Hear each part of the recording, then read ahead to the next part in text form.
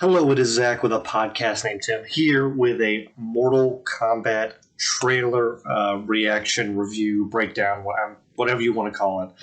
We're going to try and do a lot more of these moving forward. So this is I think this is the first trailer we've reviewed or discussed. Trailers are of course a very important part of the movie going franchise or industry. You got to build up the hype. You got to show people what they're going to get, and then more importantly, deliver on that afterwards. I've always said going to the movies, one of the best parts of going to the movies is watching the trailers. We've all done it. You look to your side, to whoever you're with there, and it's what did you think? And you both I don't want to see that, or you get super excited. So please give a thumbs up to the video, and of course subscribe. But let's talk about it. Mortal Kombat 2021 is going to be coming out in April 16. I call it 2021 because, of course, there was an original Mortal Kombat movie which came out in the 90s, and its sequel, Annihilation. Mortal Kombat, of course, the first movie was a lot of fun, kind of in that Starship Troopers style of film where it's over the top, kind of it gets what it's supposed to be. There's some good fight scenes, has some fun, and just it was a good action movie. I think it's one of the better video game movies. And of course, Annihilation. A lot of people don't look very fondly on Annihilation. It is not as good, obviously, as Mortal Kombat, the first movie, but I enjoy it as a guilty pleasure film. It's not as bad as everyone says it is. But what did the new trailer? What did it look like? Obviously, there have been rumors of a Mortal Kombat movie or show for quite some time, and we saw some pictures of some of the cast a couple weeks ago, maybe a month ago. Time is weird now, as you know.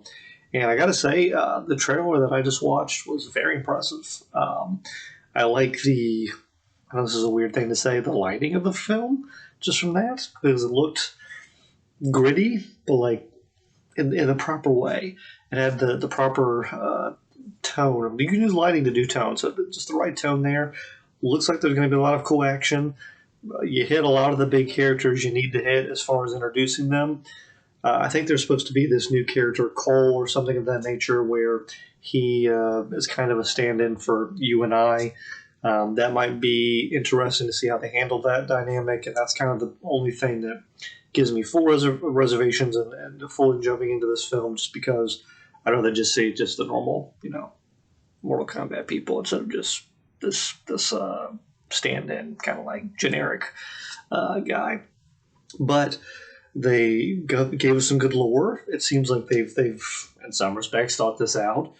The action looked good. Like I said, the tone and the lighting looked good. It looks like it's going to be a more serious version of it, and it's going to be R-rated, obviously. Unlike the original films, which were PG-13, and with that, you have to tone some things down. There was clearly lots of blood and violence and all the things you're supposed to get with Mortal Kombat. It's a franchise of games that was one of the first ones that parents railed against, and so giving it its proper due in cinemas is important with giving that R rating, and I hope that they lean into it a lot. The best part of I think the trailer was the Sub-Zero part. Obviously, Sub-Zero is great. He's one of I think everyone's favorites. I would be surprised if Sub-Zero wasn't in everyone's top two of best and most notable characters from the Mortal Kombat franchise. But he's got a great fight scene there with Scorpion, and he's got he's building out a sword. He cuts open Scorpion and then forms his blood into another dagger and goes at him. So we've got that, which it looked really cool. Some of the CGI effects I thought looked good too. It looks like they're going to the original movies. I will say this, did not do a very good job of bringing in that supernatural feel to it, bringing the video game feel to it. It was just generic fighting film for most of it, other than the Johnny Cage Scorpion fight. They did a good job there.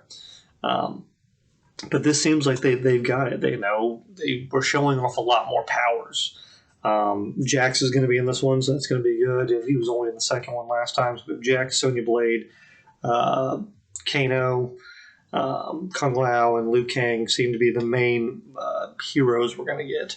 I'll be surprised if they spin this into a second film. Just how well it'll do, obviously, with coming out, I think, on HBO Max and in theaters a little bit later into the year, as far as in April. So maybe by that time, people will be more apt to go to the theaters. But I thought it looked amazing. I'm hyped. I want to watch it right now. I want to watch the trailer again right now.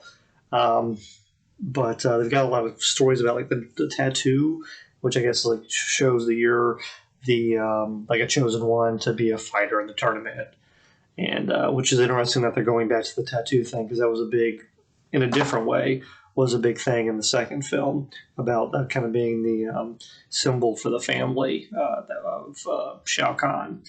But yeah, I thought it looked great. I'm hype. I want to go watch the movie now. And let me know your thoughts. Did you enjoy the trailer? What are your thoughts on just the movie coming out? Or do you have high hopes? Are you not going to buy it, or not buying it? And are you going to watch it day one? I know I'm going to watch it, and we will probably definitely do a review of it. At least here on YouTube, maybe we'll do a podcast on it as well and bring it in there. But definitely going to be doing some kind of discussion of the new Mortal Kombat movie, which again drops in mid-April. So thank you for checking out the video. See you next time on Podcast Name 10.